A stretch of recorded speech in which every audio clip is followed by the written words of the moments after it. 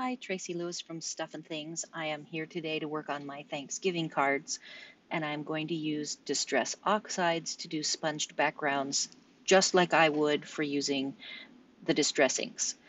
The very first one I'm going to use 3 colors: Spiced Marmalade, Fired Brick, and Frayed Burlap, in that order, splitting up my cardstock into thirds. And let's see how it goes. The first stamp set that I'm going to work with is sort of a farm scene. It has a spooky winter tree and a fence and some birds, and it is Andy Skinner. It's a Stampendous set called Nature.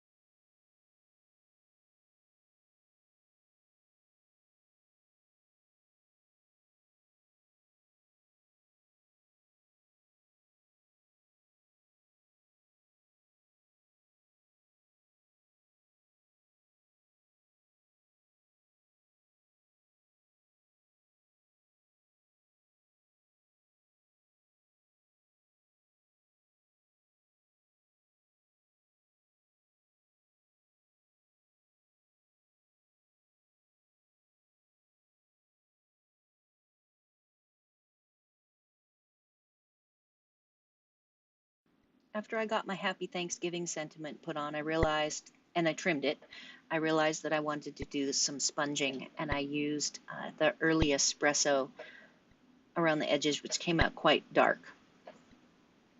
I also decided to pull out my DIY dots and add some dots after I get the matting done.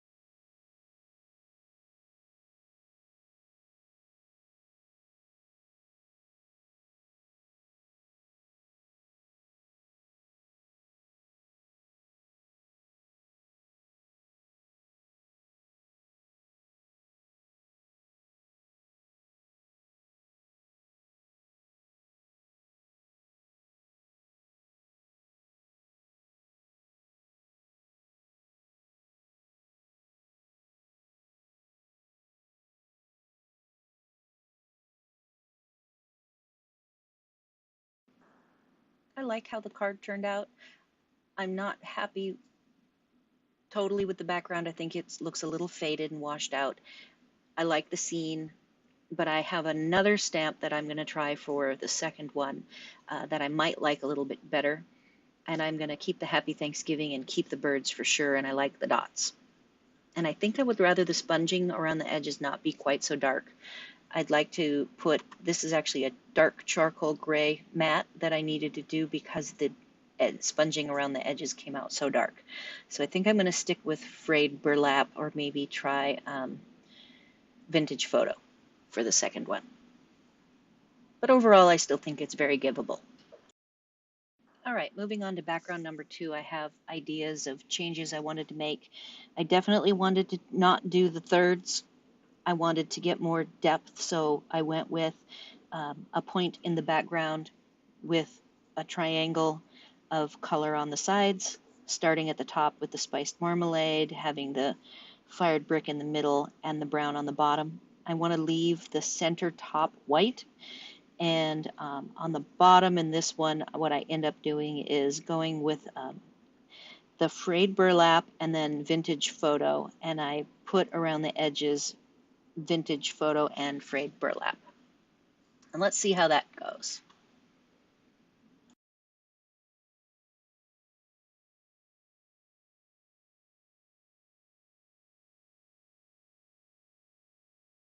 All right, here at this point, I'm adding some extra layers. I'm going really deep with that red, and I'm then going in with the spiced marmalade to do some blending of those colors to try to get the orange in between. At this point, I'm finding that I think the red is a very pinkish red.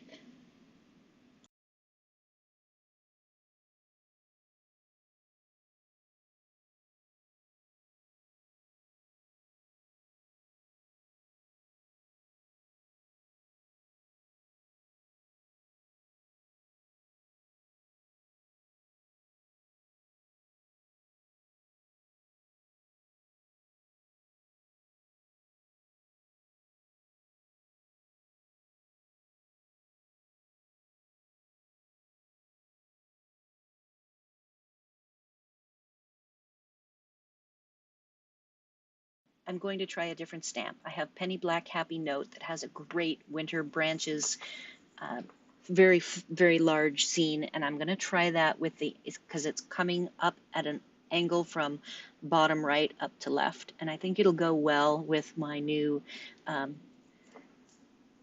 triangular shaped color tones that I've got going. So I'm going to give that a try and use the same Happy Thanksgiving, the same sponging, though I think my sponging I go with vintage photo, and then I'm going to do the dots because I liked how the dots came out.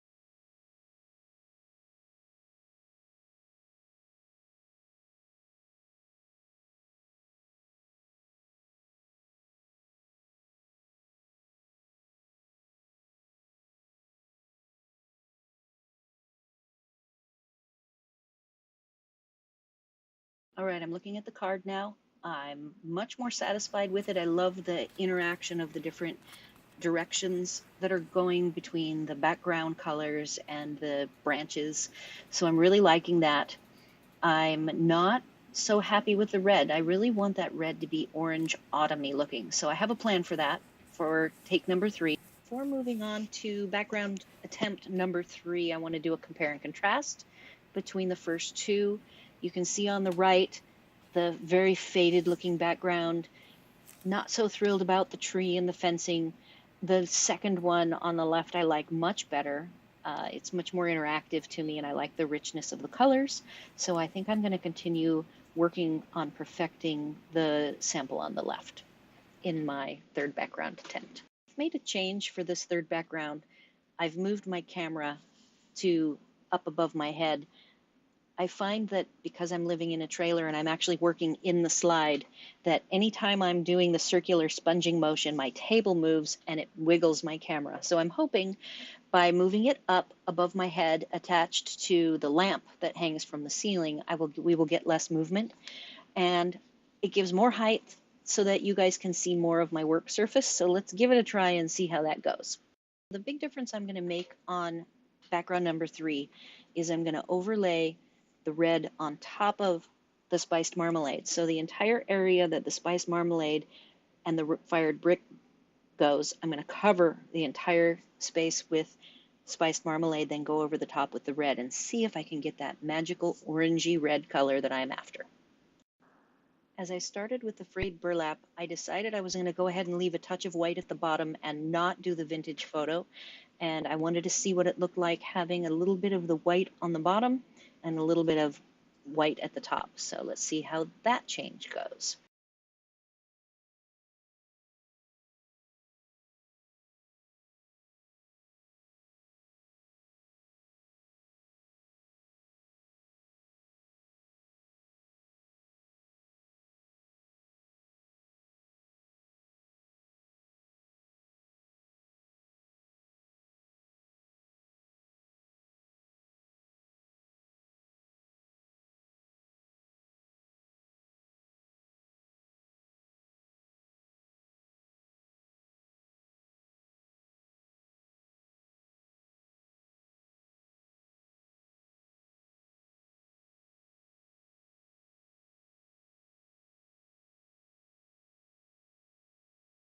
I'm liking what I see here. I like the richness and the blending, the yellow to orange to red to brown, and I'm thinking I'm close to what I'm after. I've also decided I'm not going to do the water droplets. I'm afraid that the water droplets might end up introducing that chalky look.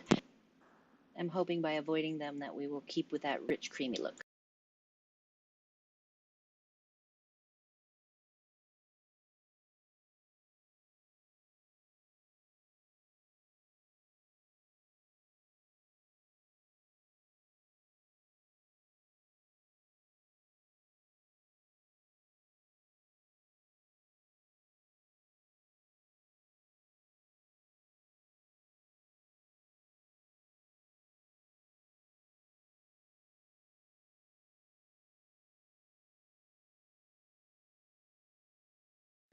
I was just getting ready to do a final compare of the 3 and I realized I hadn't done envelopes, and I feel it's very important to decorate envelopes. As a card giver, I want people to know when they see their card in the mail that it's something special from me, noted by having the envelope decorated. So that's what I'm going to do here, and then we will do a comparison of the 3 cards.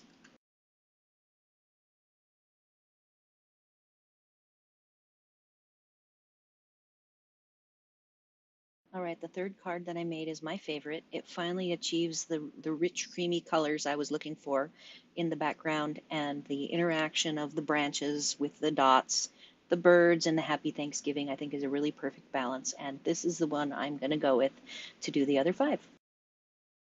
Here we're comparing the 3rd one to the 2nd one, and you can see the reddish tint as well as the brown is a little bit light, and it just doesn't have quite as much depth to it as the one on the left, in my opinion. In defense of the first one, I think the first one all by itself is still a very giveable card. Even the second one on the left in this example is very giveable. I'm just trying to, of course, achieve that perfection and understand how the distress oxides work and what their capabilities are, and I think I achieved that with these 3 backgrounds. I had a great time today working on these backgrounds. Thanks for watching.